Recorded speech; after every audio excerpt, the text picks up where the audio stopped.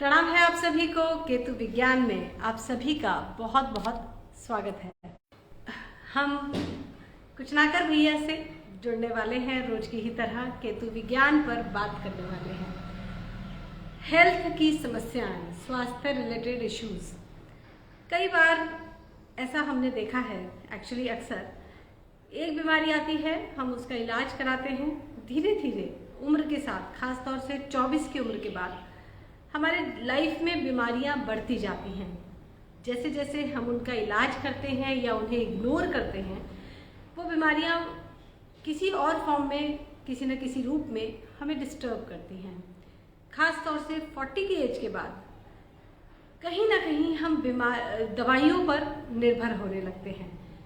कुछ लोग प्राकृतिक उपचार का सहारा लेते हैं, जिसको हम नेचुरोपैथी कहते हैं, बिना दवाइयों के अपने आप को ठीक रखना। कोई योगा या प्राणायाम की शरण में जाता है, या कुछ लोग दवाइयों के सहारे, ड्रग्स के सहारे अपनी जीवन गुजारते हैं। बात यह है कि अपना स्वास्थ्य हम कैसे मेंटेन करें। केतु विज्ञान हमारी हेल्थ के बारे में क्या कहता है, इस बारे में आज हम अश्विनी जी से बात करने जा रहे हैं। अश्विनी जी हमारे साथ जुड़ चुके हैं।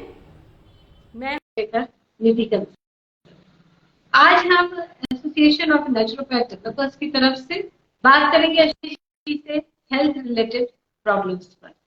क्यों दिखाई क्यों नहीं दे रहा? समस्याएं। प्रणाम अश्विनी। प्रणाम, बहुत बहुत स्वागत आज के इस प्रोग्राम में आप केतु विज्ञान। अश्विनी जी, हेल्थ, स्वास्थ्य अपने आप में एक बड़ी समस्या, अपने आप में एक बड़ा इशू हमारी जिंदगी में बनने लगता है। खास तौर से 24 की उम्र के बाद लगातार बीमारियां डिस्टर्ब करने लगती हैं, और उसके बाद हम ये देखते हैं 40 की एज के बाद मोस्टली लोग या तो किसी न किसी रूप में दवाइयों पर निर्भर हो जाते हैं, या फिर उन्हें लगातार, जैसे नेचुरोपैथिक ट्रीटमेंट लेते हैं या योगा प्राणायाम करते हैं, तो लगातार अपनी हेल्थ पर काम करना होता है। पूरा दिन अपनी बीमारियों को मैनेज करने में उनका निकल जाता है। मनुष्य का स्वास्थ्य है, उसके लिए इतनी बड़ी समस्या क्यों है, क्यों आती है बीमारियां, और क्या है उनका सोल्यूशन? आज हम केतु विज्ञान में इसी पर डिस्कशन करना चाहते हैं एसोसिएशन ऑफ नेचुरोपैथ डेवलपर की ओर से। तो सबसे पहला प्रश्न यही है, बीमारियों का कारण क्या है, क्यों आती है बीमारी? जी, मैं यहाँ पर एक्चुअली कुछ कहना चाहूंगा। शुक्राचार्य ज्योतिष की मेरे को थोड़ी जानकारी है, तो उसके आधार पर अगर मैं ये बात कहूं तो मेरे ख्याल से इसमें बुरा मानने वाली बात शायद होनी चाहिए नहीं, नाराज होने वाली कोई बात है नहीं। पर अश्विनी जी, आपके सिग्नल थोड़े से डिस्टॉर्टेड आ रहे हैं, या तो आपका नेटवर्क स्लो है, या अब कुछ क्लैरिटी है। ठीक है, आप बताइए। देखते हैं। यहां पर मैं ये कहूंगा कि शुक्राचार्य के ज्योतिष के आधार पर कह रहा हूं मैं, ये जो कुछ भी कह रहा हूं, तो इसलिए मुझे ब्लेम मत करना, पर कर सकते हो, क्योंकि अब कह तो मैं ही रहा हूं। वो कहते हैं ना कि पहले जो है क्या किसी सूत्रों से पता लगा, एक बड़ा स्टेटमेंट चल रहा था पहले कॉमन, कि मुझे किसी सूत्रों से पता लगा, और जब पूछा कि सूत्र क्या है तो उसका कोई वो था नहीं। तो शुक्राचार्य ज्योतिष ने क्लियर कट समझाया ये बात, मतलब बिल्कुल इतना क्लियर बता सकता है कोई, मेरे को पता नहीं था, ये अंदाजा नहीं था कि शुक्राचार्य ज्योतिष कहता है कि बीमारी आने का मूल कारण है मां।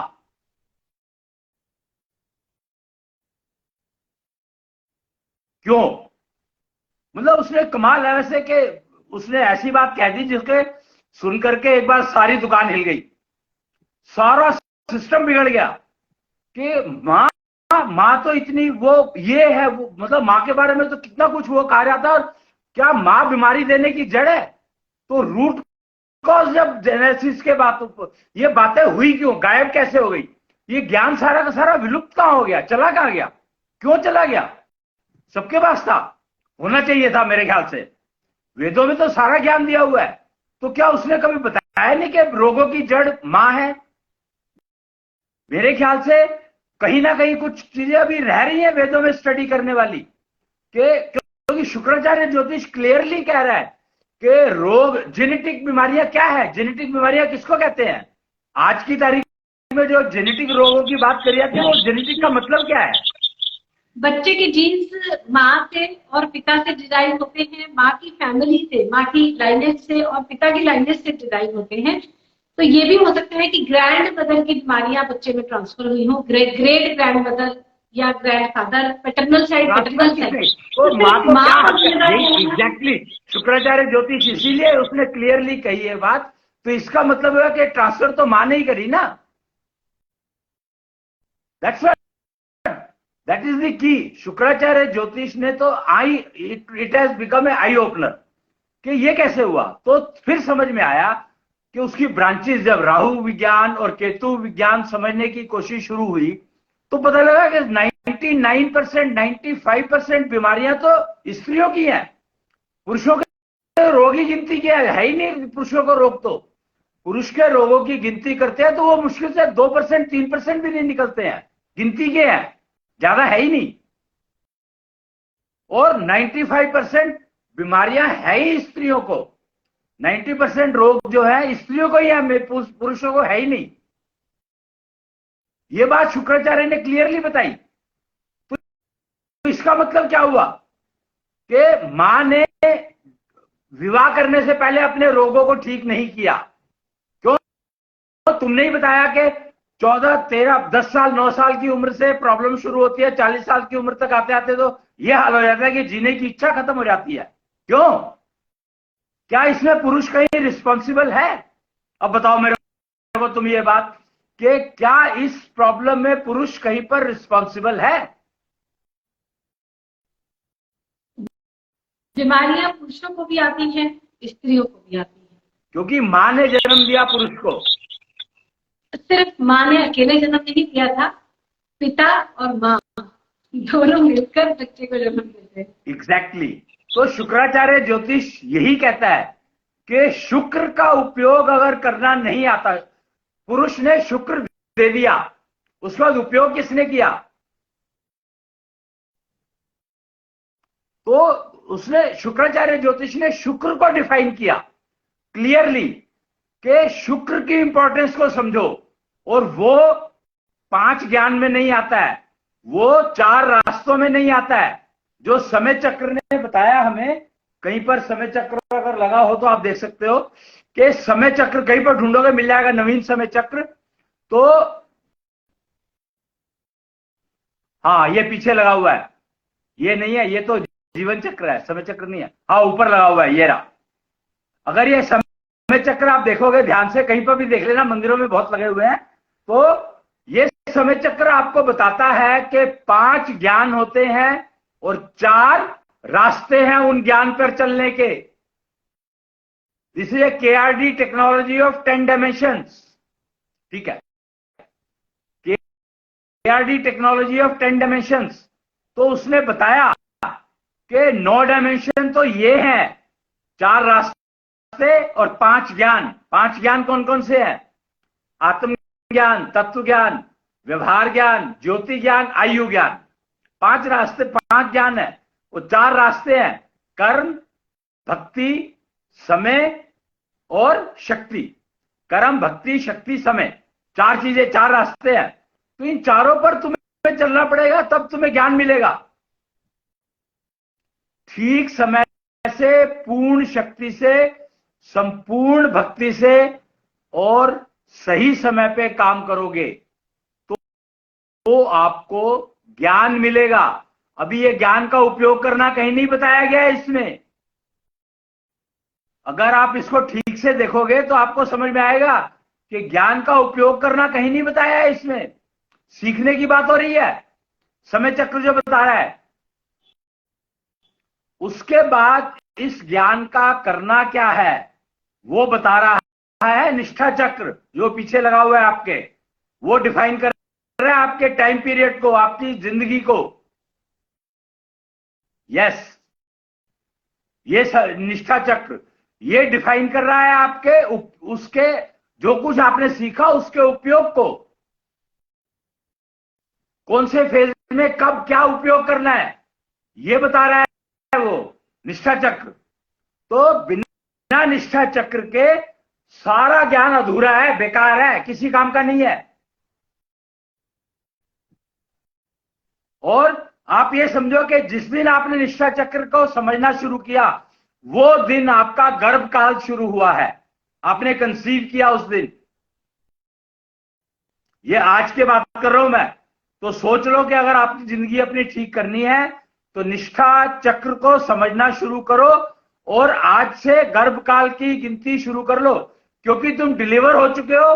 तो अगले 2 साल मान लो कि तुम्हारे साथ कोई नहीं है, तुम अपने लिए अपने आप हो और उसको अपने आप को ठीक करो, उसके बाद समाज में जाओ तो आप कुछ कंट्रीब्यूट कर पाओगे समाज के एंगल से, परिवार के एंगल से। नहीं तो कंफ्यूजन में, बीमारियों में, रोगों में पड़े रहोगे, निकल नहीं सकते उससे। और रोग जो है गर्भ से शुरू हो जाते हैं, सारे रोग गर्भ से शुरू हो जाते हैं। बीज जो है गर्भ में डल जाता है। यथा पिंडे तथा ब्रह्मंडे, इस बात को समझो। गर्भ के अंदर जो बीज है, जो गर्भ में जो आया है नया प्राणी, वो ब्रह्मांड को रिप्रेजेंट कर रहा है, यानी उसके अंदर वो सारे गुण हैं जो ब्रह्मांड में है। यानी सारी बीमारियों के, सारी अच्छाइयों के, सारी बुराइयों के सारे बीज उसके अंदर बने हुए हैं। और उसके बाद महिला ही उसको पाल रही है। तो महिला ही अगर उसको पाल रही है तो सोच लो कि महिलाएं क्या, महिलाएं तो जन्म दे रही है उनको। सारे तो यही कहते हैं कि बर्थ तो महिला देती है, 9 महीने पालती है मां को, बच्चे को। तो इसका मतलब क्या हुआ कि उसने कौन से बीज उसके जागृत कर दिए, कौन से नहीं कर दिए, पता ही नहीं है। तो बच्चा तो बीमार हो गई और वो बीज जागृत होकर के कब पेड़ बन जाएंगे पता ही नहीं लगेगा। कौन से गर्भकाल के बाद कौन से काल में कौन सा बीज कौन सा पेड़ बन गया ये पता ही लगेगा, फल देने लगेगा।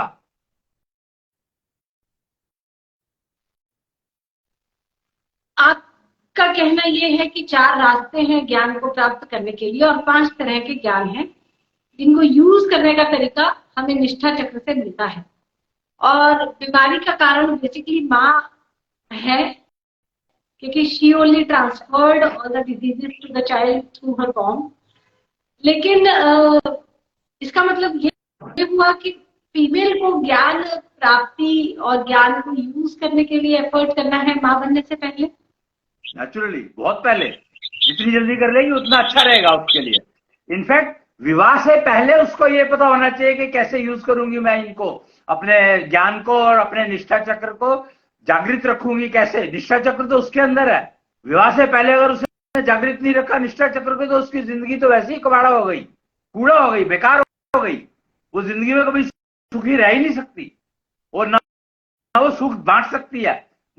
जो इंसान खुद सुखी नहीं रह सकता वो बांटेगा कैसे।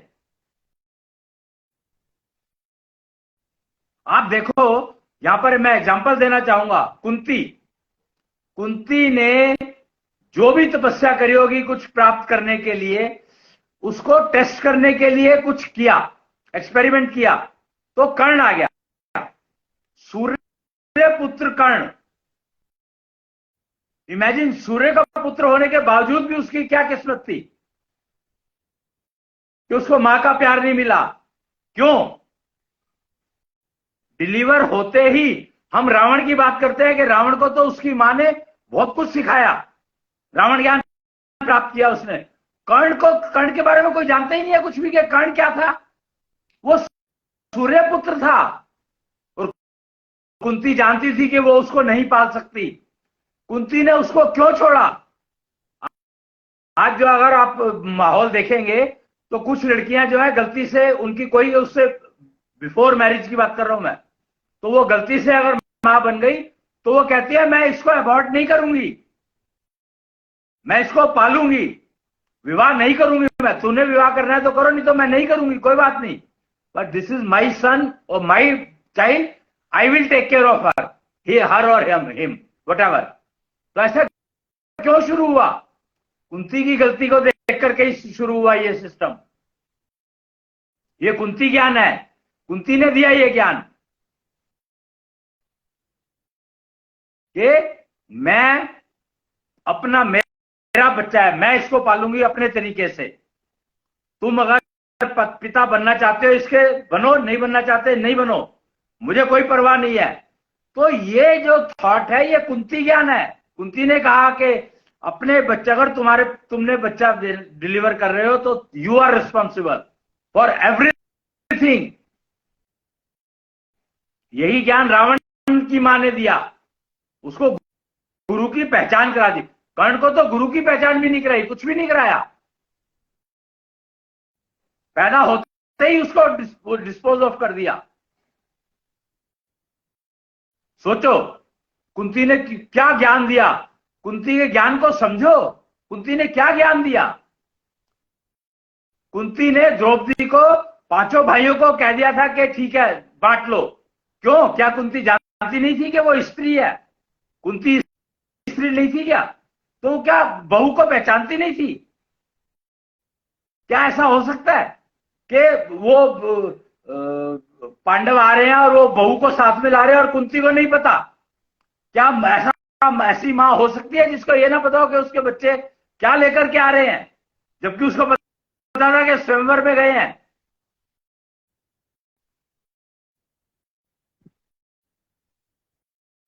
तो कुंती ने ये स्टेटमेंट या इस तरह से क्यों किया कि पांचों भाई बांट लो?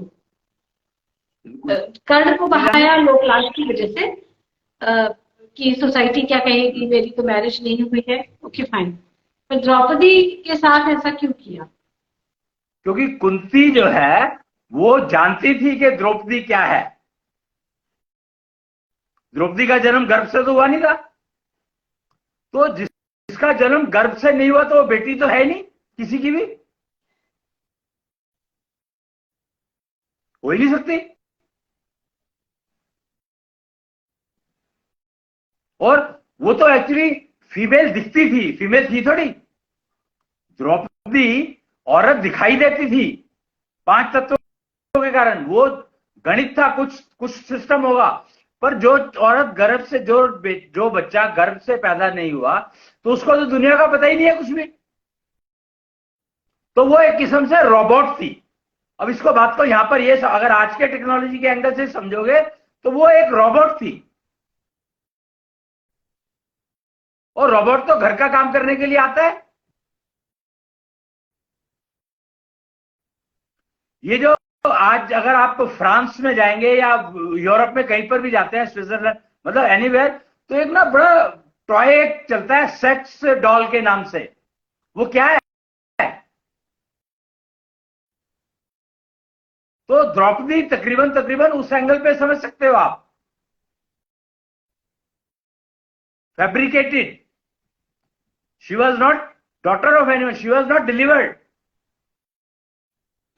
अश्विनी जी, यहाँ पे मुझे एक और एग्जाम्पल याद आ रहा है सीता का। है?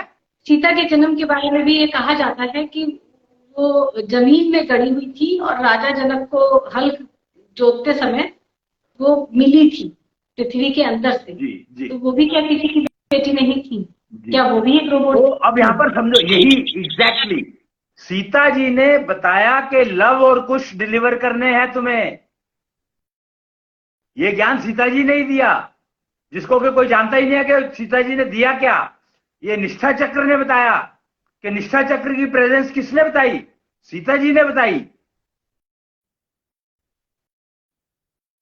निष्ठा चक्र की ज्ञान देने के लिए ही वो आई थी, पृथ्वी से निकली थी, क्योंकि उसका ज्ञान था ही नहीं अवेलेबल, उपलब्ध ही नहीं था उस समय में। तो सीता जी ने निष्ठा चक्र का ज्ञान दिया। और निष्ठा चक्र ही रिस्पॉन्सिबल है लव और कुश पैदा करने के लिए। निष्ठा चक्र ही रिस्पॉन्सिबल है ऐसे लव कुश पैदा करने के लिए जो कि हनुमान, जो अविजित हैं, उनको भी हरा पाए।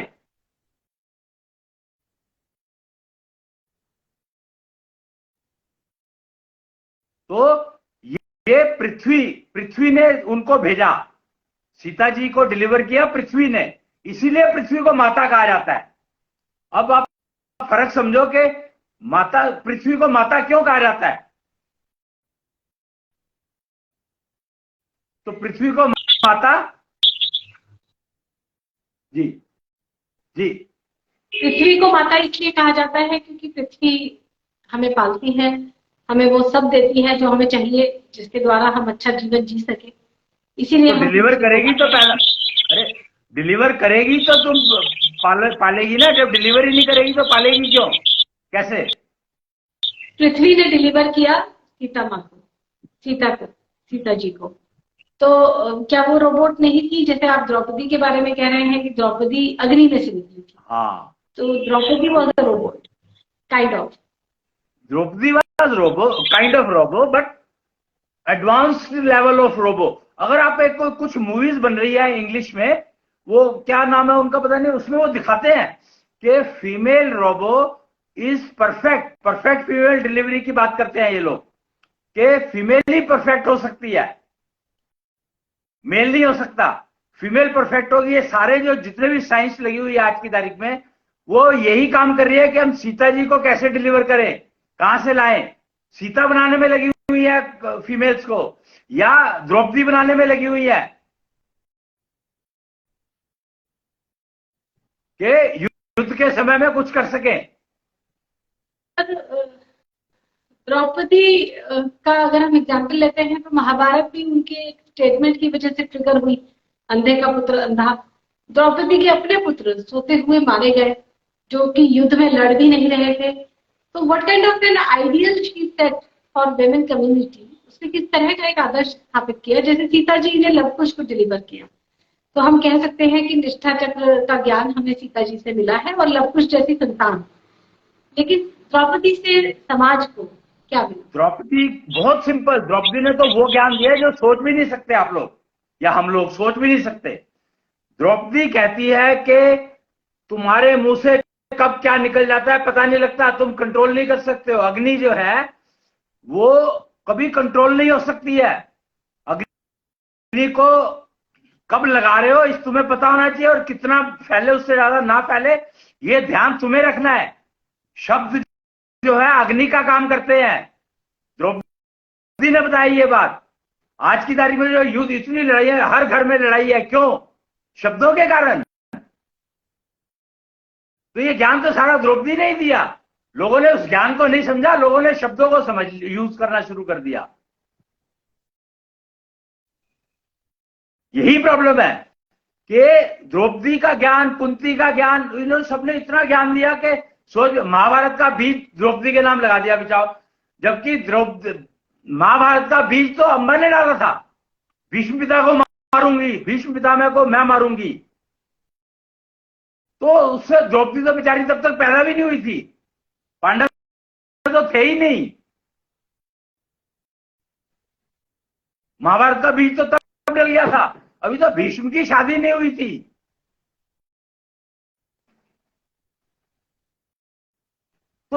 तो महाभारत का बीज तब डला था। जी, बात शुरू हुई थी बीमारियों से, और आपने कहा कि सभी बीमारियों की जड़ माँ है। नेचुरली एक कंट्रोवर्शियल स्टेटमेंट है, और एक महिला होने के नाते रिपीट नहीं करना चाहता था ना एक्चुअली। एक माँ के सामने बैठा हूं ना मैं, ऑब्वियसली इस तरह तो आपको केयर रखना चाहिए था, पर ये था मतलब तुमने सवाल पूछा तो जवाब नहीं देता क्या? ठीक है, ये बात आपकी ठीक है, लेकिन अक्सर हम बहुत बार ऐसा देखते हैं कि बच्चे की शक्ल, बच्चे की हैबिट्स और उसकी बीमारियां ऑलमोस्ट उसके फादर की आइडेंटिकल होती है, उसके पिता से मिलती जुलती है। तो जिसको कहा गया कि जीन्स के थ्रू हेरिडिटरी ये बीमारी आप में आई है, इसमें माँ की का क्या रोल है? जो उसके पास आया उसने जीन्स पुरुष ने सारे जीन्स दिए होते तो पुरुष को तो मानस पुत्र बना लेता, औरत की जरूरत ही नहीं थी।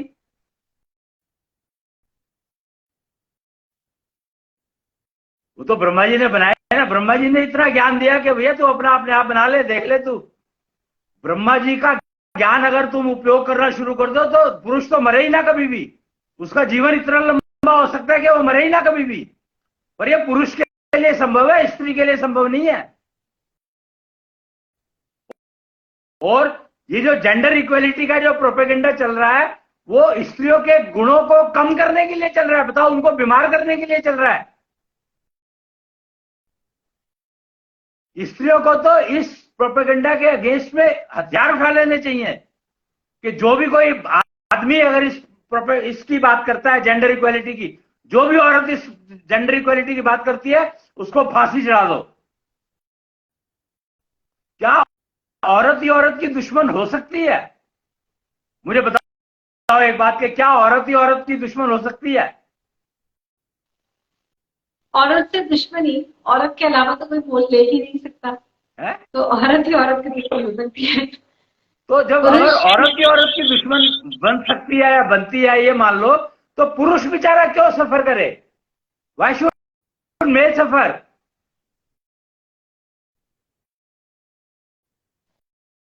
क्योंकि कभी पुरुष पुत्र है, कभी पुरुष पति है, कभी पुरुष पिता है, तो उसको मिसयूज करेगी।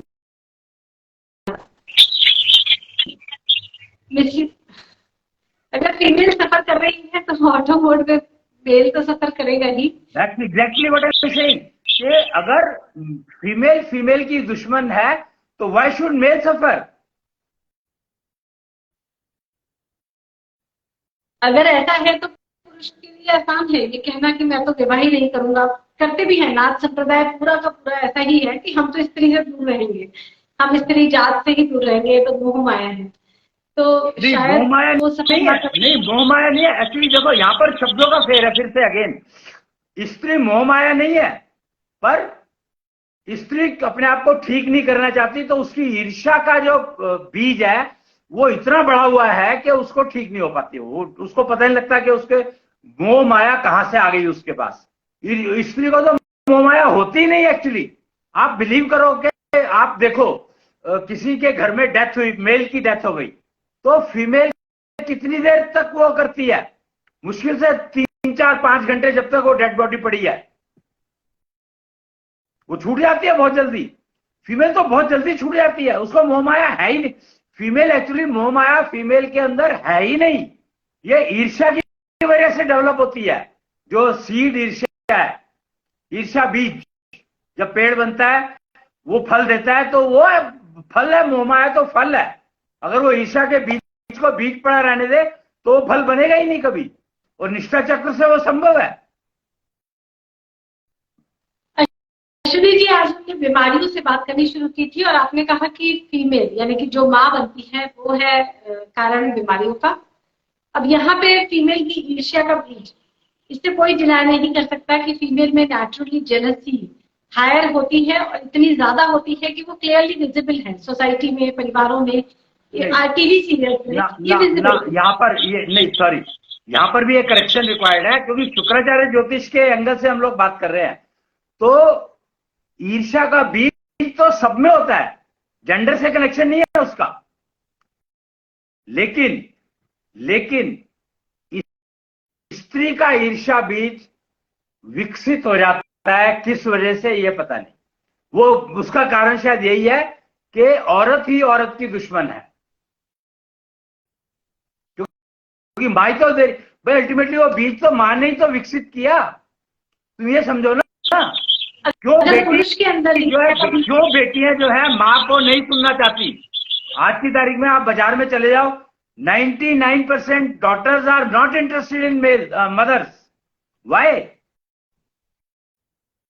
जबकि माँ ने उसको भी तो पेट में रखा। मेल को तो, that means the mother is able to make fool of male. Can we call that?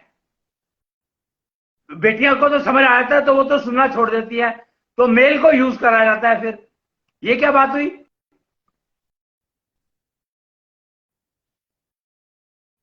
स्त्री में, फीमेल में ईर्ष्या का बीज जल्दी डेवलप हो जाता है। नहीं, बीज सब में होता है, जल्दी नहीं डेवलप होता, करा जाता है। डेवलप जल्दी कैसे हो जाएगा? डेवलप करने के लिए अगर कोई भी वो ठीक है कि हर एक का पीरियड, प्रेगनेंसी पीरियड अलग अलग है। अनाज अगर गेहूं बोते हो 3 महीने में आ जाती है, चावल बोते हो 4 महीने में आ जाता है, या 2 दिन में आ जाता है, या कोई दाल लगाते वो मेथी दाल कोई सब्जी लगाते हो 4 दिन में आ जाती है, वो एक अलग बात है। तो ईर्ष्या का बीज किसका कितना किसने विकसित किया वो उसके ऊपर डिपेंड करेगा। तो ये विकसित किया जाता है, अपने आप बहुत जल्दी बढ़ नहीं जाता है, बढ़ाया जाता है। एक लेडी के पास, एक स्त्री के पास एक बेटी है, एक बेटा है, वो तो दोनों को ही एक ही सोच है उस स्त्री की, तो वो तो दोनों के ही ईर्ष्या के बीज को बढ़ा रही है, जाने अनजाने। तो बेटी का बढ़ जाएगा ज्यादा। कैसे कैसे कैसे? बेटी तो तुरंत समझ में आ जाएगी इसको कि बेटी तो मुझे माँ बेटियां यही कहती है ना कि माँ मुझे बेवकूफ बना रही है। बेटियां माँ से क्यों रिवोल्ट कर रही हैं, इस बात को समझो कि बेटियां माँ से रिवोल्ट इसी कारण कर रही है कि तूने जो है बेटे को ज्यादा दिया, मुझे कम दिया। तू मेरे को टोकती है हर बात पे, बेटे को नहीं टोकती। तू मेरे को किचन में आने को कहती है, उसको नहीं कहती। तू मेरे को झाड़ पोंछ करने को कहती है, उसको नहीं कहती। तो धीरे धीरे क्या किया माओ ने? माओ बड़ी मतलब वो देखो, वही मैं अगेन कहूंगा कि इज इट ए अज्ञान या क्या सीखा उन्होंने कि बेटे को औरत बनाना शुरू कर दिया, कि बेटे को भी झाड़ पोंछ करना सिखा दिया, बेटे को बर्तन मांजना सिखा दिया, बेटे को किचन में लगाना सिखा दिया कि बेटा किचन का काम कर ले। तो क्या हो गया? आज की तारीख में ईर्ष्या का बीज मेल पुरुषों के अंदर इतना बढ़ गया कि उनको अपनी पत्नी पर भरोसा नहीं है।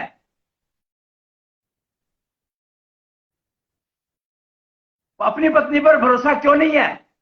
और मां के ऊपर तो बिल्कुल भी नहीं है। वो अपनी पत्नी को लेके मां को छोड़ के निकल जाता है, और मां कहती है कि देखो मेरा बेटा कैसे निकला, जब पाला जैसा था वैसे ही तो निकलेगा।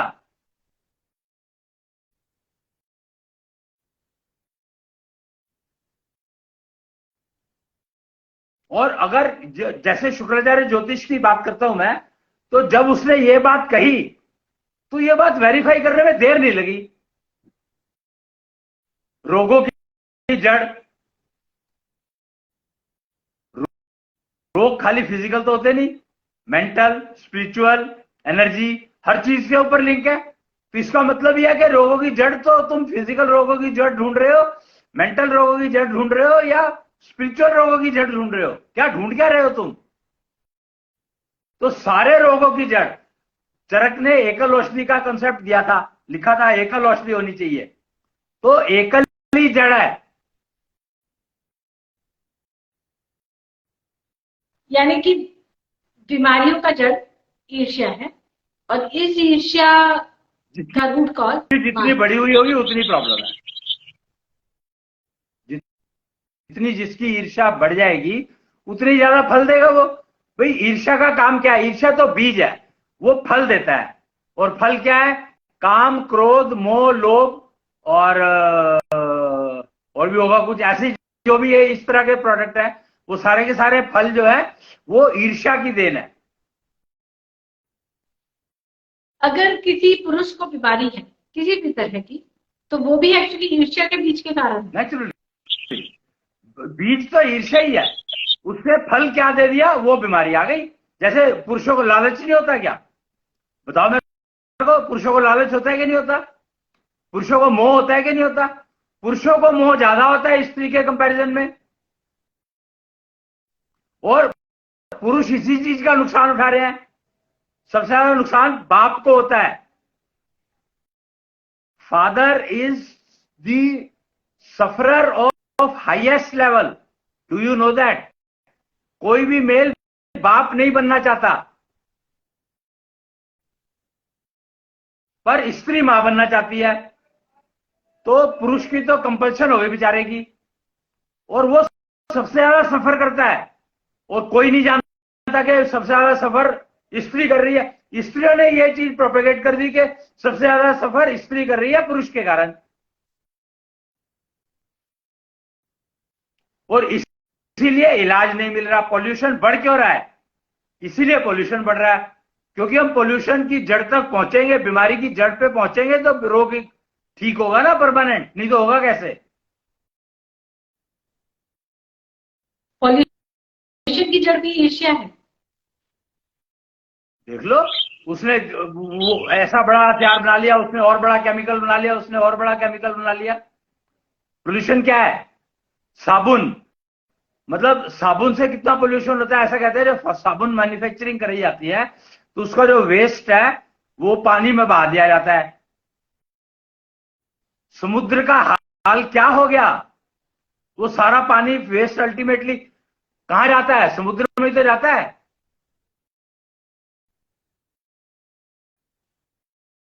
तो उसकी साबुन मेरी साबुन से अच्छी, उसकी साड़ी मेरी साड़ी से सफेद। तो ये सारी चीजें जो है ये ईर्ष्या की देन है। पॉल्यूशन फंडामेंटली ईर्ष्या की देन है। और पोल्यूशन ही तो रोगों की जड़ है। जी।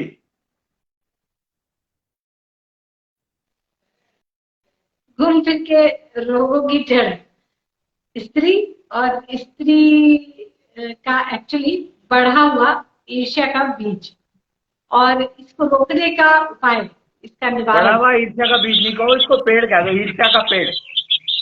अच्छा, बीज से पेड़ बन चुका है और यही वो ईर्ष्या फल का दे रहा पेड़, है और तरह वो तरह फल के। दे रहा है, फलदार वृक्ष है वो। हाँ जी। और ये फल है लोभ, मोह, काम, क्रोध, और काम, क्रोध, मोह, इन्हीं लोभ। फलों के कारण पोल्यूशन है। और इसका एंटीडोट, इसका सॉल्यूशन शुक्र। तामसिक एंटीडोट। इनका जो एंटीडोट है वो है तामसिक एंटीडोट। तामसिक एंटीडोट एक प्रोडक्ट का इंजेक्शन है जो कि ईर्ष्या के दिए हुए फलों का नाश करता है।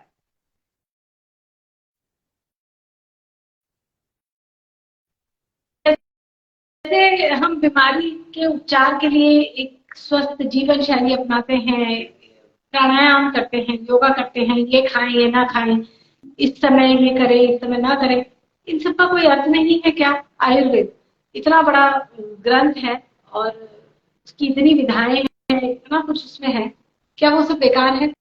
क्या हमारे ऋषि मुनियों की टेक्नोलॉजी अपने आप को स्वस्थ रखने की, क्या उन सब के कोई मायने नहीं? हमें सिर्फ अपनी ईर्ष्या पे काम करना है, बाकी सब जो आज तक हम अपनी हिस्ट्री में प्रेजेंट में देखते आए हैं, is it all useless? I can't say that, क्योंकि उन जिन चीजों का मुझे ज्ञान ही नहीं है तो उसके बारे में मैं कुछ कैसे बता सकता हूँ? आयुर्वेद मुझे नहीं आता, एलोपैथी मुझे नहीं आती, मुझे तो होम्योपैथी, मुझे कोई पैथी आती नहीं है। मैंने वेद पढ़े नहीं तो मुझे वेदों का ज्ञान नहीं है। मुझे शुक्राचार्य ज्योतिष आता है बस। तो इसलिए शुक्राचार्य ज्योतिष पर तो मैं कुछ भी कह सकता हूं, बता सकता हूं, बट उसके अलावा अगर कुछ पूछोगे तो मुझे ज्ञान नहीं है उनका। शुक्राचार्य ज्योतिष ने नारी ज्ञान दिया, नाड़ी ज्ञान दिया, सब कुछ सिखा दिया उसने। तो मैं वो जानता हूं, उसका उपयोग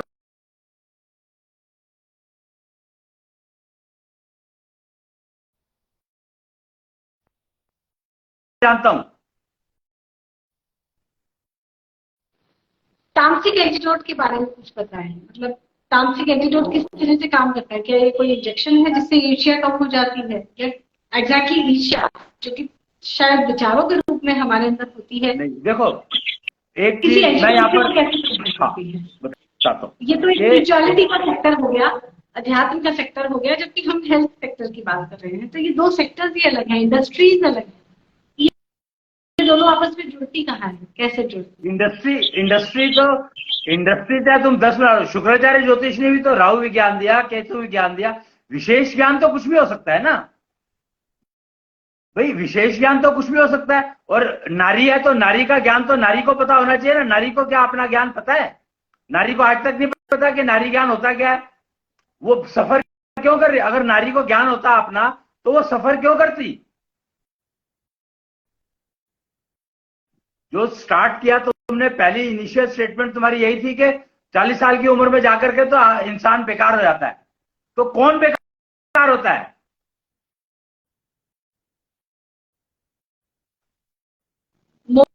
मोस्टली फीमेल्स, लेकिन पुरुषों में भी बीमारियां दिखती है, बट ये कष्ट ज्यादा होते हैं। इसके कई तरह के कारण बताए जाते हैं। अब देखो, जो टाइम पीरियड, जो अगर पीरियड्स फीमेल को होती है तो वो ये क्यों चाहती है कि मेल को भी होने चाहिए? ये कौन सा लॉजिक हुआ? मुझे समझ में नहीं आया आज तक। भाई अगर मेरी स्ट्रेंथ बहुत ज्यादा है तो मैं 10 काम कर लेता हूं, और मेरी स्ट्रेंथ पुअर है, मैं एक भी नहीं कर पाता, तो तुम 10 काम वाले को रखोगे या एक काम वाले को रखोगे?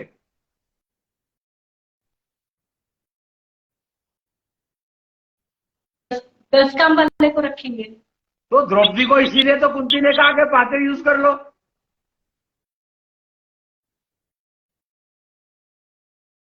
सोशल सेटअप इस तरह का है कि एक पत्नी के साथ, एक स्त्री के साथ एक पुरुष रहता है। किसने कहा? ये किसने कहा? ये कहाँ लिखा है? ये राम जी ने एक तरह से नहीं नहीं नहीं, राम जी ने मर्यादा पुरुषोत्तम अगर बनना है तो वो रास्ता है, पर अगर मान लो जब पत्नी की डेथ हो गई, फिर अगर पत्नी की डेथ हो गई, इसका मतलब पत्नी आपकी है ही नहीं, फिर आप दूसरी शादी कर सकते हैं। अब यहाँ पर मान लो पत्नी कहती है कि मुझे बच्चा चाहिए, पत्नी डिलीवर नहीं कर पा रही, तो पत्नी एक सरोगेसी को, दूसरी फीमेल को लेके आ जाती है। अब क्या कहोगे?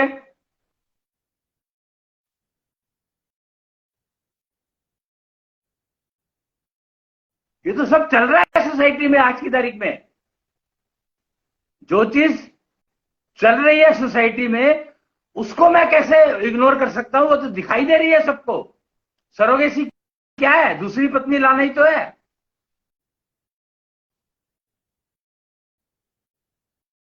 तो पत्नी लेकर आ रही है। ये है दशरथ टेक्नोलॉजी, जिसको हमने समझा नहीं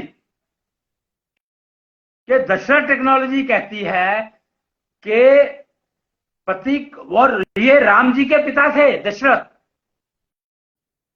वो कहती है कि अगर आप, पत्नी आपके बच्चा नहीं दे पा रही, और पत्नी बच्चा, मैंने पहले ही कहा कि पुरुष बच्चा नहीं चाहता, पुरुष नहीं चाहता कि बच्चा हो, स्त्री चाहती है।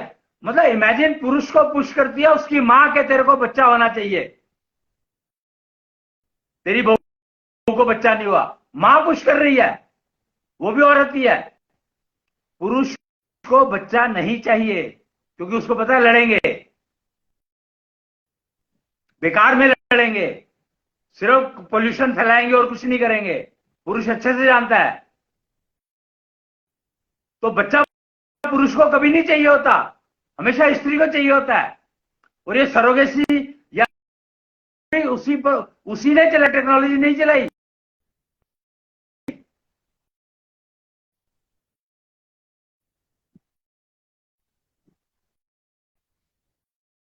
जी, तो एक पत्नी वाला कॉन्सेप्ट जो है, राम जी ने एक पत्नी का कॉन्सेप्ट नहीं दिया। राम जी ने ये कहा, अगर आपकी पत्नी को बच्चा चाहिए और अगर आपकी पत्नी नहीं दे सकती, और अगर आपकी पत्नी चाहती है, तो वो दूसरी शादी कर सकती है। अदरवाइज नहीं। अगर बच्चा हो जाता है फिर नहीं करना चाहिए। अगर पहली पत्नी तुम्हें बच्चा देती है तो फिर तुम्हें दूसरी शादी, पहली पत्नी की मृत्यु, अकाल मृत्यु हो जाए।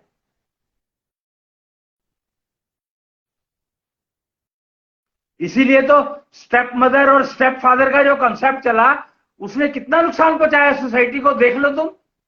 ये सारी ईर्ष्या बढ़ने का मूल कारण ही ये रहा है कि आज, अच्छा एक बात सोचो कि क्या स्त्री 100% कंफर्म कह सकती है कि इस बच्चा जो आया है उसके पिता कौन है? कैसे? जिस मेल के साथ फीमेल रिलेशन में थी, वही उसके बच्चे का पिता है। तो अगर फीमेल जब को पता जिस हॉस्पिटल में, देखो, जिस हॉस्पिटल में डिलीवर हुआ और उसने बच्चा बदल दिया, फिर तो इस सारे सिस्टम अवेलेबल है मार्केट में। है, वो बच्चा किसका है ये कहना बहुत मुश्किल है। जो बच्चा मेरी गोद में आया है, क्योंकि जब डिलीवर होता है तो माँ तक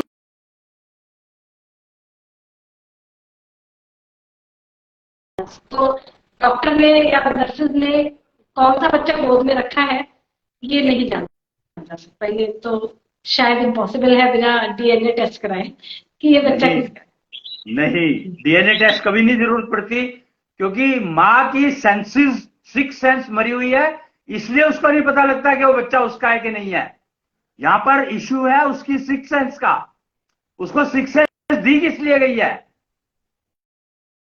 अगर वो अपने बच्चे को नहीं पहचान पाई तो इसका मतलब है कि उसकी सिक्स सेंस मरी हुई है।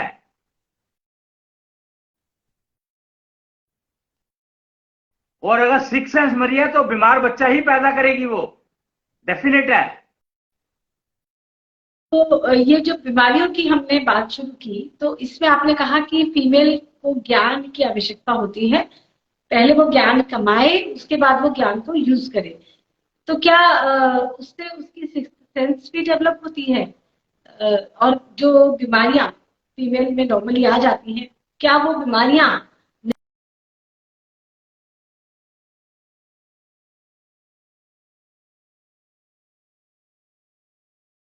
तो जी तुम्हारा सिग्नल वीक हो गया है, वो राउंड राउंड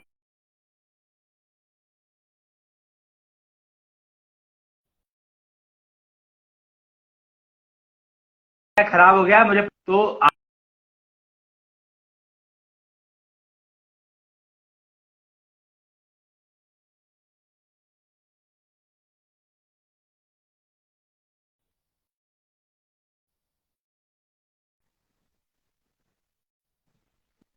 जी अश्विनी जी, आपकी स्ट्रीमिंग अभी पिछले 1 मिनट से हुई नहीं थी।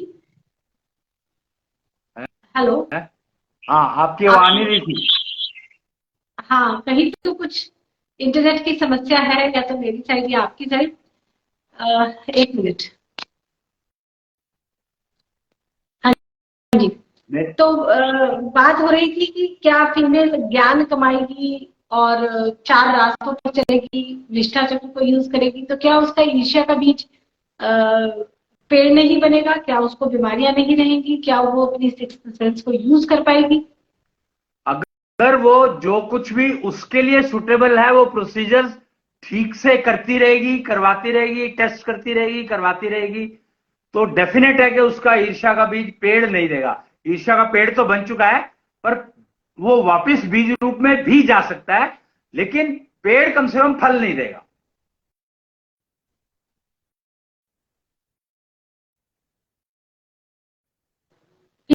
फीमेल यानी कि अपने आप को बीमारियों से बचा सकती है, ईर्ष्या के बीज को वापस पेड़ से बीज की तरफ फल ना लाने का लगने एफर्ट। दे, एटलीस्ट फल ना लगने दे पेड़ पर,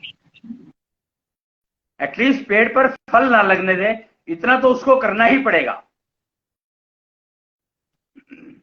जी।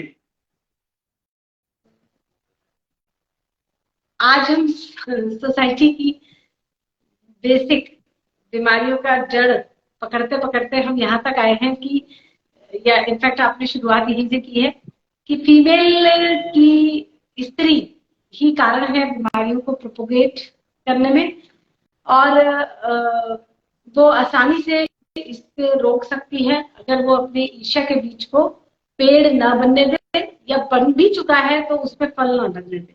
और इसके लिए प्रोसीजर्स अवेलेबल हैं शुक्राचार्य ज्योतिष में, जो केतु विज्ञान में अवेलेबल है।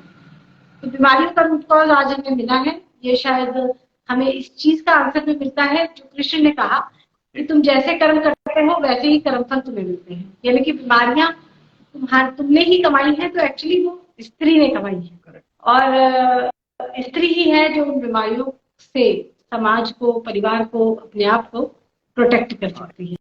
एक बात यहाँ पर कहना चाहूंगा मैं कि यहाँ पर तुम्हें निष्ठा चक्र को समझना पड़ेगा कि निष्ठा चक्र में 7 फेजेस ऑफ लाइफ दिए हैं। तो जो 7 फेजेस ऑफ लाइफ में फीमेल की जो सबसे बड़ी प्रॉब्लम है, जो फेज है, सबसे डिफिकल्ट फेज है जो फीमेल का, वो है मीनोपॉज का फेज। और उसमें उसकी लाइफ मैक्सिमम बीतती है और वो सबसे ज्यादा कष्ट देता है। और वो कष्ट को अगर वो हैंडल करना सीख ले और उसकी तैयारी उसको छठी साल, जब वो 6 साल की होती है तब से शुरू करनी पड़ती है। मेनोपॉज हैंडल करने की तैयारी उसको जब 6 साल की होती है तब से स्टार्ट करनी होती है। अगर वो स्टार्ट कर दे, जो भी सिस्टम, जो भी चीजें, जो प्रोसीजर्स है वो यूज करना शुरू कर दे उनका 6 साल की उम्र से, तो वो उसका मेनोपॉज का फेज उसको डिस्टर्ब नहीं करेगा। नहीं तो पीरियड स्टार्ट होते ही वो दुखी, और पीरियड से मेनोपॉज जब तक नहीं आता जब तक वो सोचते हैं कि यार जब तक का काट लो, चलो मेनोपॉज के बाद ठीक हो जाएगा। वो मेनोपॉज के आते आते तो उसकी हालत ऐसी हो जाती है कि उसके ईर्ष्या में फल ही फल होते हैं, ईर्ष्या के पेड़ पर और कुछ होता ही नहीं है, परेशान रहती है वो अपने आप से। मेनोपॉज इज द की factor responsible for killing all kind of enjoyments of the females life. और शुक्राचार्य ज्योतिष मेनोपॉज को हैंडल करना बेस्ट सिखाता है, हैंडल करना। जी, कि यानी कि जो फीमेल का ईर्ष्या का बीज है ये उसकी कुछ मंथली साइकिल से कनेक्टेड है, पीरियड से कनेक्टेड है, जिस वजह से फीमेल में जल्दी बढ़ता है ईर्ष्या का बीज और पेड़ बनने के चांसेस मैक्सिमम रहते हैं। और मेनोपॉज नेचुरली जो 50 की एज में ट्रिगर होता है, उसके बाद 30 साल की उम्र है, 40 साल की उम्र है उसकी, वो सारी की सारी बीमार बीतती है, जो हमें क्लियरली दिखता है अपने आसपास। और इसी वजह से फैमिली में डिप्रेशन जो प्रॉब्लम है वो प्राइमरी फीमेल्स के अंदर, जो डिप्रेशन की प्रॉब्लम है primarily that is for the menopause is the की responsive seed for depression in females. और डिप्रेशन 10-12 साल की उम्र में भी आ जाता है। इसका मतलब क्या हुआ? इसका मतलब उसका तो मेनोपॉज अभी आया नहीं है पर डिप्रेशन आ गया। तो उसका मूल कारण यही है कि डिप्रेशन जो है वो आता मेनोपॉज के कारण है। तो मेनोपॉज कहीं ना कहीं उसका ट्रिगर हो चुका है, अभी पीरियड भी शुरू नहीं हुआ और मेनोपॉज ट्रिगर हो गया, ये भी संभव है। ये शुक्राचार्य ज्योतिष बता रहा है। हम लोग को ये पता है मेनोपॉज के बारे में कि menopause is stopping of monthly cycle. जो साइकिल शुरू ही नहीं हुई है वो रुक कैसे सकती है? यानी कि मेनोपॉज 10, 12, 15 साल की उम्र में कैसे ट्रिगर हो सकता है, जबकि डिप्रेशन इज हैपनिंग कम्युनिटी में। ये अब मेनोपॉज ट्रिगर होने का मतलब है कि ये नहीं कहा कि पूरा हो गया, मेनोपॉज हो गया, ट्रिगर हो गया। और अगर मेनोपॉज तुम्हारा ट्रिगर हो जाता है अर्ली एज में, तो अर्ली एज का मतलब है 9-10, जब डिप्रेशन की बात कर रहा हूं, depression is directly connected with menopause triggering, this is what I am saying. तो तुम्हारे पीरियड डेफिनेटली डिस्टर्ब रहेंगे। पीरियड शुरू नहीं हुए, अगर तुम्हें डिप्रेशन सा आने लगा है पीरियड शुरू होने से पहले ही, तो इसका मतलब समझो कि तुम्हारे मेनोपॉज ट्रिगर हो चुका है और वो उसने तुम्हारे पीरियड्स को डिस्टर्ब करना शुरू कर दिया ऑलरेडी।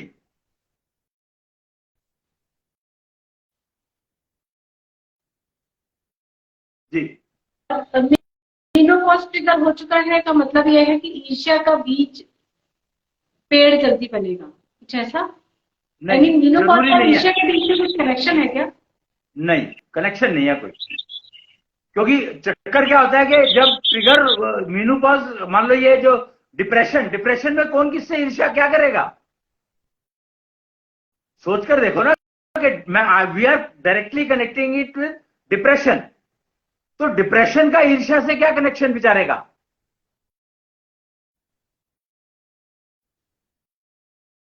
ईर्ष्या से थोड़ी डिप्रेशन आता है। ईर्ष्या के जो फल हैं उनमें से कोई एक फल का डिस्टॉर्ट होना या बहुत खराब वो आगे रिजल्ट देना कैन बी डिप्रेशन।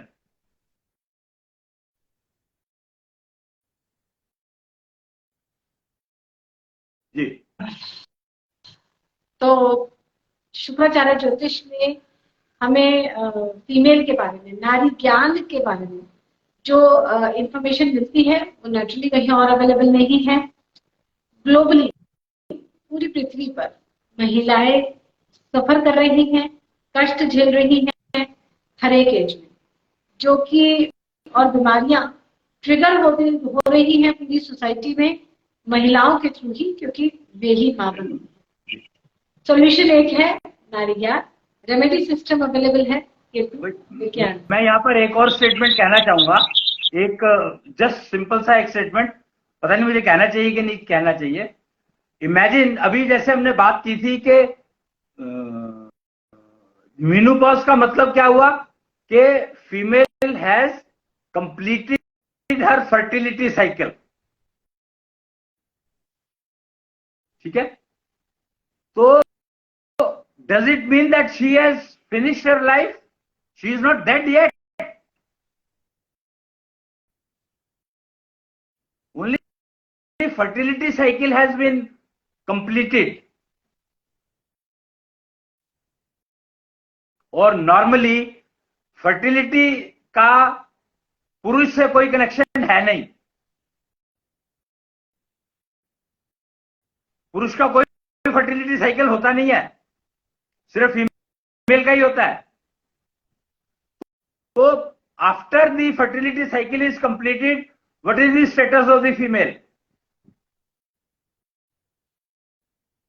तो यही एक कारण है कि उसका जब फर्टिलिटी साइकिल कंप्लीट हो जाता है तो उसकी ईर्ष्या बढ़ने लगती है बहुत तेजी से। इसका मतलब यही हुआ कि मेनोपॉज का ईर्ष्या के बीच से कनेक्शन है। बढ़ने क्या मतलब मैं इसमें यहाँ पर ये कहूंगा, बहू को कह रही है कि तुम, मैं यहाँ पर ये कहूंगा कि वो खाद का काम करता है, फर्टिलाइजर का काम करता है। फर्क है दोनों में।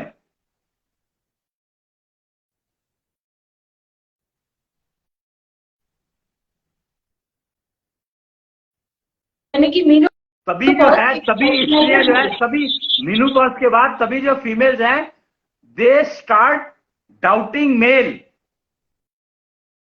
पुरुष की जिंदगी को वो बहुत ज्यादा डिस्टर्ब करती है और वही पाप कमा रही है वो, जो उनको सारी जिंदगी अगले जन्मों में भी तंग करता है।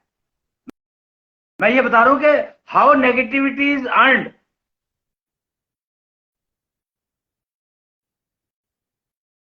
जी,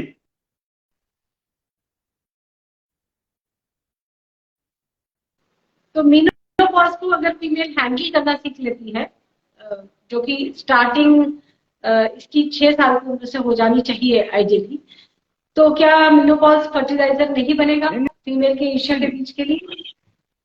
फर्टिलिटी पीरियड तो वही रहेगा, उसमें कोई चेंज नहीं होने वाला है, बट ईर्ष्या का बीच में खाद नहीं डलेगी।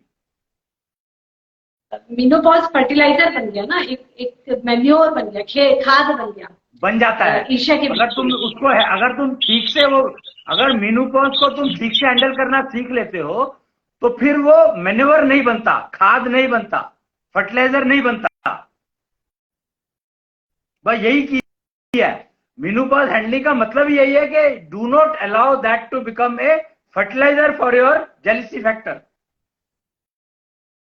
That is the key. इसके लिए प्रोसीजर्स अवेलेबल हैं केतु विज्ञान में? कुछ अवेलेबल, टेस्टिंग सिस्टम अवेलेबल है, प्रोसीजर, उसको हैंडल करने के प्रोसीजर्स अवेलेबल है, प्रैक्टिसेस अवेलेबल है, हर चीज अवेलेबल है।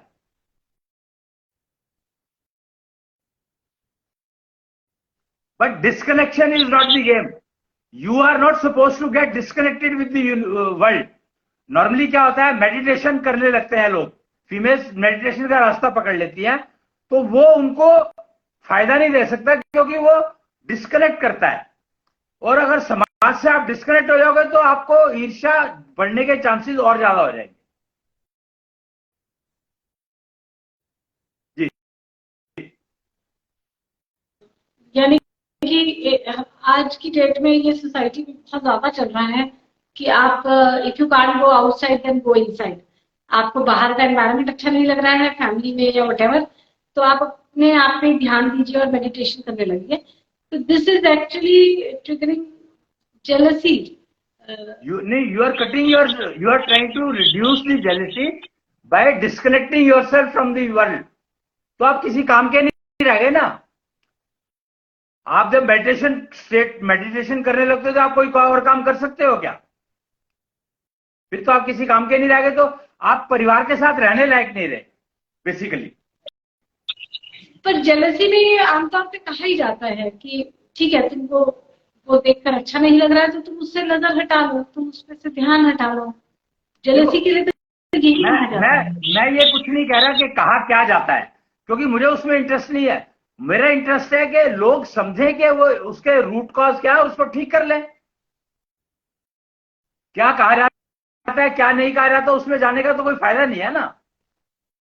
लेकिन जेलसी का तो कोई रूट कॉज है ही नहीं ना। जो जेलसी का बीज अगर एक पेड़ बन चुका है, सपोज 40, 45, 50 साल की फीमेल है, अब उसको कष्ट हो रहा है, उसका पति मे भी किसी से बात करता है या नहीं करता है, और उसको डाउट हो रहा है कि I am not fertile and now my husband is going towards someone else. तो वो रास्ता पकड़ती है मेडिटेशन का, which is very very happening these days. और वो अपने आप को डिस्कनेक्ट करने की कोशिश करती है। तो उसके पास एक्चुअली क्या सॉल्यूशन क्या है, वो कैसे ठीक से हैंडल करने, कनेक्टेड कैसे रहेगी? अरे बताया ना कि मीनोपॉज हैंडलिंग अगर ठीक से करना शुरू कर देंगे, सीख लेंगे, उन प्रोसीजर्स को करेंगे तो सारे काम अपने आप चलते रहेंगे। You will not get disconnected at all.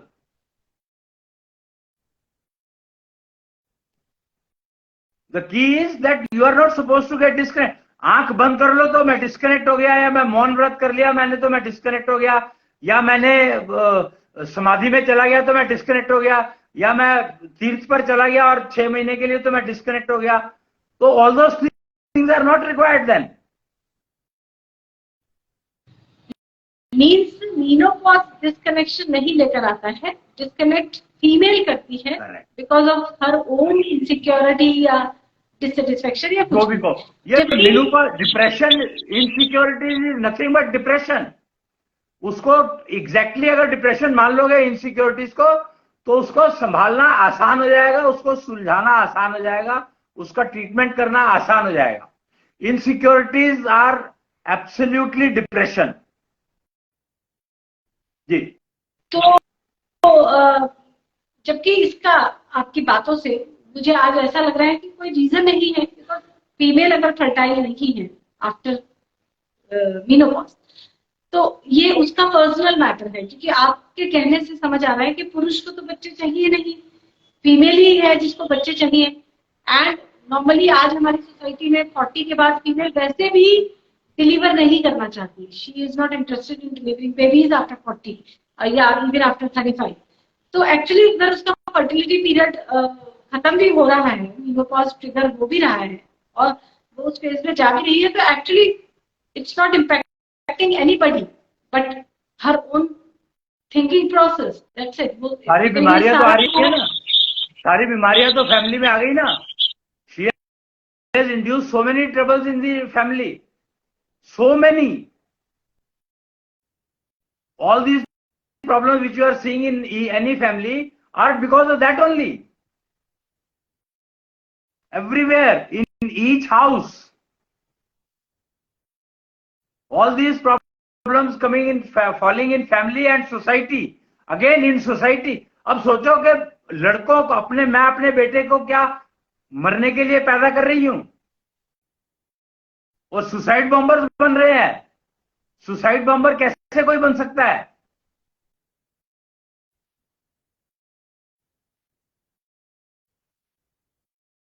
या कोई किसी का मर्डर कैसे कर सकता है?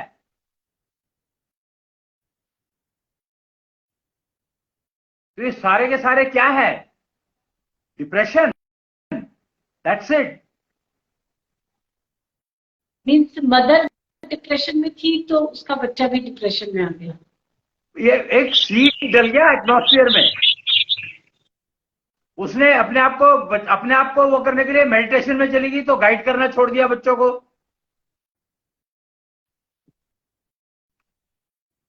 और फिर कहती है कि बाजार से मंगा लो, मैं खाना बनाने का मेरा मन नहीं है, बाजार से मंगा लो। तो बाजार चल गया।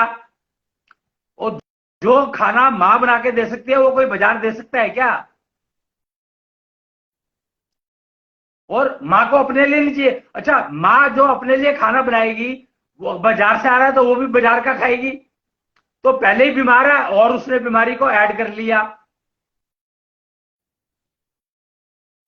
क्योंकि बाहर से तो जो आएगा वो खाना पड़ेगा और उसी ने कहा है मंगवाने को।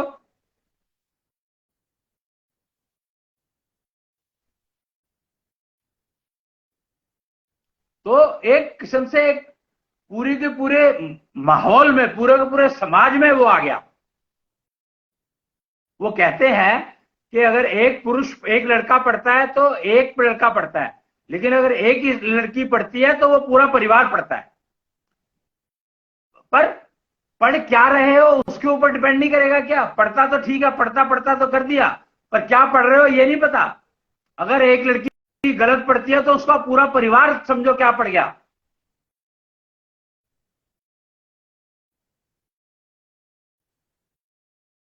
अगर एक लड़की ने गलत पढ़ाई कर ली तो उसके तो पूरा का पूरा परिवार ही नष्ट हो गया। और पढ़ाई क्या पढ़ रहे हो तो पता नहीं, लड़का भी वही पढ़ रहा है, लड़की भी वही पढ़ रही है, पढ़ाई सेम है दोनों की।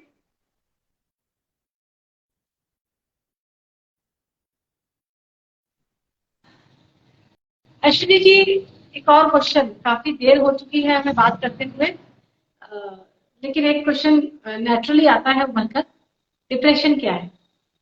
क्या चीज? डिप्रेशन, डिप्रेशन एग्जैक्टली बताया ना, है क्या? Insecurity precisely. तुम्हें किसी भी चीज की कभी भी अगर इनसिक्योरिटी हुई है तो मतलब you are heading towards depression. First step is insecurity.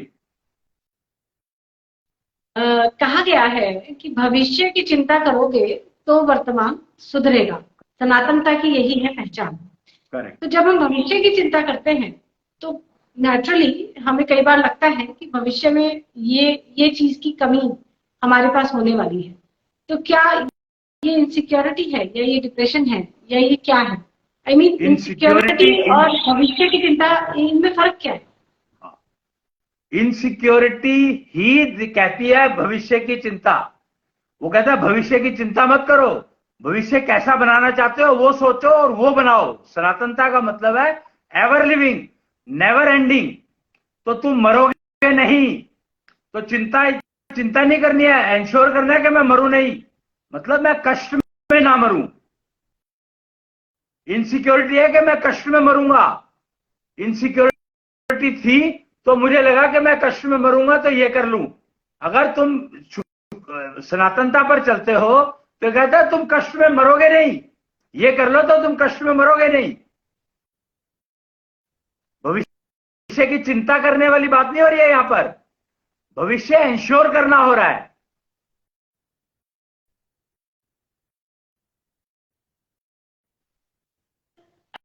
अगर हम भविष्य की चिंता करने लगते हैं तो ये इनसिक्योरिटी है जो डिप्रेशन की तरफ लेकर जाएगी। नहीं नहीं नहीं नहीं नहीं नहीं नहीं, अगेन मिस्टेक।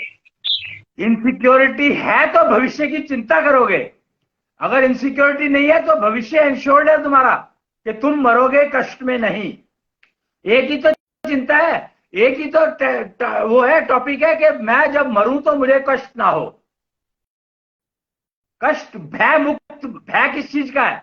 मैं मर ना जाऊं, मैं कष्ट में ना मरूं। भय तो एक ही है, तो वही तो इनसिक्योरिटी है। Insecurity gets converted into fear. मैं फेल ना हो जाऊं, एग्जाम देने जा रहा हूं, मैं सारी पढ़ाई करी मैंने, फिर भी मुझे इनसिक्योरिटी कि मैं फेल ना हो जाऊं। क्यों? तो तुम अगर ये शुक्राचार्य ज्योतिष पर चलते हो तो तुम्हें पता है तुम फेल होगे नहीं कभी भी। Freedom from failure.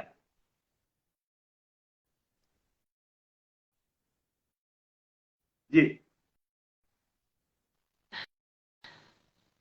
सभी तरह की सोशल प्रॉब्लम्स, चाहे वो इनसिक्योरिटी हो, डिप्रेशन हो या एप्रीहेंशंस भविष्य को लेकर अगर मगर हो, ये सारी की सारी रेमेडी हमारे पास अवेलेबल है केतु विज्ञान में, जो कि हमें बताता है कि हम अपने भविष्य को अपने अकॉर्डिंग बना सकते हैं, विच इज कॉल्ड एस्ट्रोलॉजी।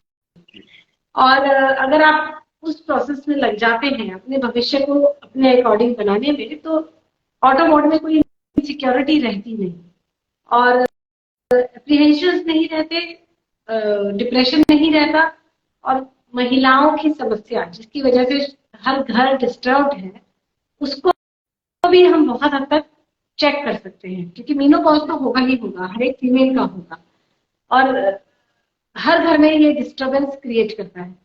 तो मेनोपॉज को हैंडल करना is absolutely important to handle all these mental health problems, which ultimately become social and family problems. तो आज के लिए इतना ही। आपसे बहुत डिटेल में नारी ज्ञान के ऊपर बात हुई है। नारी ज्ञान क्या है ये भी आज बहुत हद तक क्लैरिटी हुई है, क्योंकि फीमेल के बारे में ये इंफॉर्मेशन अभी तक शायद थी नहीं, जिसकी वजह से कंफ्यूजन बढ़ता ही जा रहा है और कहीं हमें कोई एंड दिख नहीं रहा था। तो आज के लिए इतना ही। बहुत बहुत धन्यवाद रश्मि जी आपका, जो आपने इन सब्जेक्ट्स पे क्लैरिटी।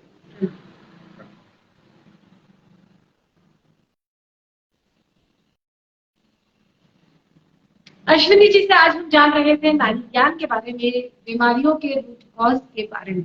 यदि आप किसी भी बीमारी से परेशान हैं या आप अपनी फैमिली डिस्टर्बेंस से परेशान हैं, तो यकीन जानिए उसका रूट कॉज माँ ही है, क्योंकि माँ जाने अनजाने बीमारियां ट्रांसफर करती है बच्चों को, और उसका जब मेनोपॉज का स्टेज आता है जिसको वो हैंडल नहीं कर पाती है, और ये कब आएगा ये कहना मुश्किल है, ये किसी भी उम्र में आ सकता है, लेकिन अगर इसको हैंडल नहीं किया जाता तो ये मल्टीपल प्रॉब्लम्स का कॉज बनता है, कारण बनता है, और इसकी वजह से ही फैमिली में डिस्टर्बेंसेस, हर एक फैमिली में डिस्टर्बेंसेस आने लगती है।